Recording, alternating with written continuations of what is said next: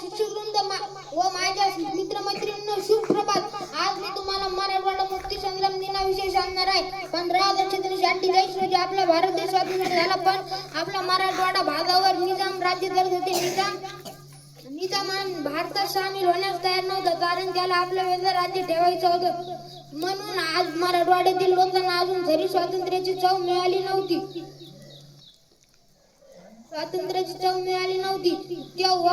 तेव्हा मराठवाड्यातील सैनिक, शेतकरी, आमदार, विद्यार्थी, महिला यांनी मोठ्या संघर्षाने निजामाच्या सैन्याशी ते धैर्याने लढले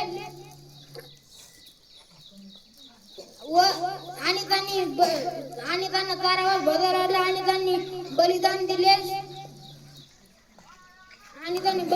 हा लढा खूप कठीण होता. ह्या लढ्यात हा दिवस आपण मराठवाडा मुक्ती संग्राम दिन म्हणून मोठ्या अभिमानाने साजरा करतो. भारत सरकारने देखील कारवाई सुरू केली आणि शेवटी 17 सप्टेंबर 1948 रोजी निजामशाही संपली. आपण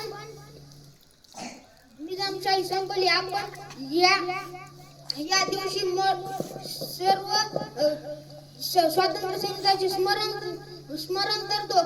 आज आपण त्यांच्यामुळे मुक्तपणे श्वास घेऊन शाळेत शिकतो. आपला तिरंगा झेंडा फडकवतो. त्यांचा त्याग आणि धैर्यामुळे